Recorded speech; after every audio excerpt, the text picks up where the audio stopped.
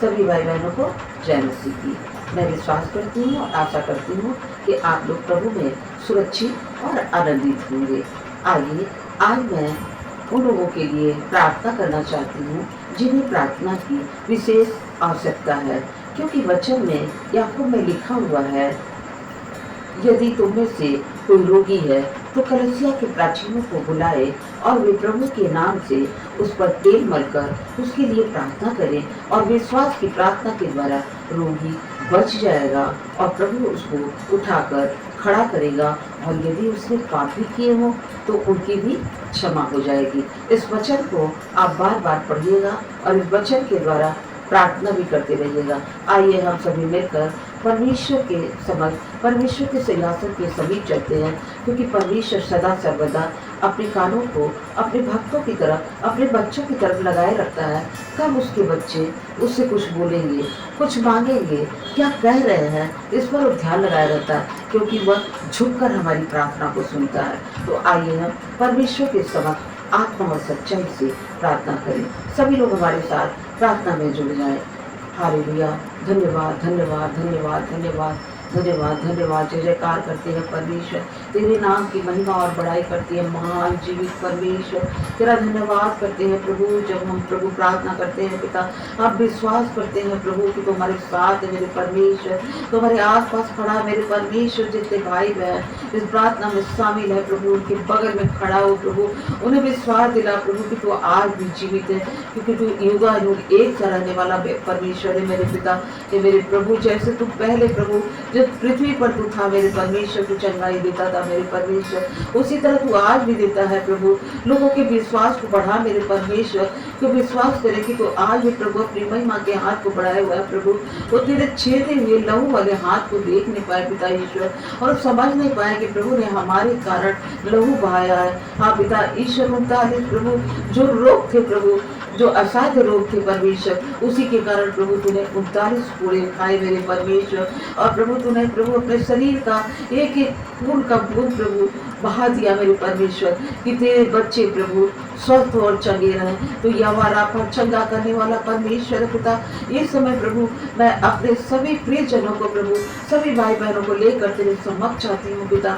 मैं प्रार्थना करती हूँ प्रभु, जितने लोग प्रभु इस प्रार्थना में जुड़े हुए हैं परमेश्वर, उन एक एक जन को प्रभु तो अपनी महिमा का हाथ बढ़ाकर छू ले मेरे परमेश्वर, अपने लहू वाले हाथ से छू ले पिता। तो प्रकट कर प्रभु कि तू आज भी जिंदा है परमेश्वर, आज भी तू प्रार्थनाओं को सुनता है मेरे परमेश्वर। तू दयालु परमेश्वर है, चंगा करने वाला परमेश्वर है। तूने कहा है प्रभु कि अपनी बीमारी के प्रति लापरवाह मत बन मेरे पुत्र, बल्कि तू प्रार्थना कर, क्योंकि मैं चंगा करने वाला परमेश्वर हूँ, मैं तुझे चंगा करूँगा। आज वो दिन है मेरे भाई बहन कि परमेश्वर की महिमा का हाथ बढ़ाया हुआ है। आप उसके हाथों के नीचे, लहू बहने वाले हाथों के नीचे आ जाए और विश्वास करें कि परमेश्वर आपको छू रहा है। एक एक जन को परमेश्वर छू रहा है, जिन्हें बुखार है, जिन्हें तकलीफ है, जिन्हें परेशानी है, चाहे कोई भी असाध्य रोग हो, परमेश्वर एक एक जन को छू रहा है, क्योंकि वो कहता है प्रत्येक बच्चे हैं मेरे, सब मेरी संतान है। उसने आपको की संतान बनाया, वो चाहता है आप आनंदित रहें, आप बहुतायत का जीवन पाएं, अब रोगियों बीमारियों में ना रहें, इसलिए उसने महिमा को हाथ को बढ़ाया है। वो हमारी प्रार्थना को सुन रहा है, आपकी प्रार्थना को सुन रहा है। आप विश्वास करें कि वो आपको छू रहा है और आपको चंगा कर रहा है, क्योंकि चंगा करने वाला परमेश्वर निश्चय उसके पूरे खाने से हम सब चंगे हो गए हैं। हम सब निश्चय उसके पूरे खाने से चंगे हुए हैं। इस बात को मन में दोहराते रहें और परमेश्वर के समक्ष अपने दिल को खोल कर रख दे। जिस तरह हन्ना ने अपने दिल को उड़ेल दिया था परमेश्वर के समक्ष और आशीषों को प्राप्त किया, उसी तरह आप भी आशीष को पाएंगे और आप अपने रोगों से मुक्ति पाएंगे।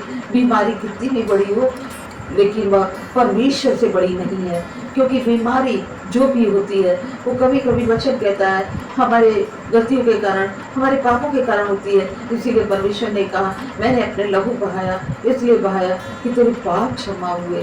परमेश्वर ने रोगियों को अच्छा करते हुए कहा था, जा पुत्र तेरे पाप क्षमा हुए, अब तू पाप ना करना। इस तरह परमेश्वर के समक्ष यह निर्णय लें कि हम कभी पाप नहीं करेंगे।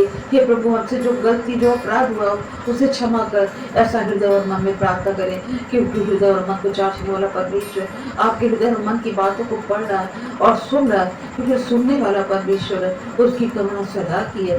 वह सदा सर्वदा हमें देखता रहता है और चाहता है कि हमारे बच्चे हमसे जो भी मांगे मैं उन्हें दूं, क्योंकि वचन कहता है, मांगो तुम्हें दिया जाएगा, ढूंढोगे तो पा जाओगे, खटखटाओगे तो खोला जाएगा। हम प्रार्थना के द्वारा परमेश्वर के द्वार को खटखटाते हैं। वो हमारे हृदय के द्वार पर खड़ा हुआ है, हमारे अंदर आना चाहता है, हमारे घर में आना चाहता है, हमें चंगा करना चाहता है, क्योंकि चंगा करने वाला परमेश्वर है। हाँ पिता ईश्वर, हम प्रार्थना करते हैं प्रभु, जिन जो भाई बहन हमारे साथ प्रार्थना कर रहे हैं प्रभु, एक एक जन को छूने मेरे परमेश्वर, एक एक को चंगा करे पिता। हम विश्वास करते हैं प्रभु, आपने सबको छुआ है और चंगा किया है, क्योंकि तू चंगा करने वाला परमेश्वर है। आज का दिन प्रभु तूने निश्चय किया था कि आज के दिन मैं अपने बच्चों को चंगा करूंगा।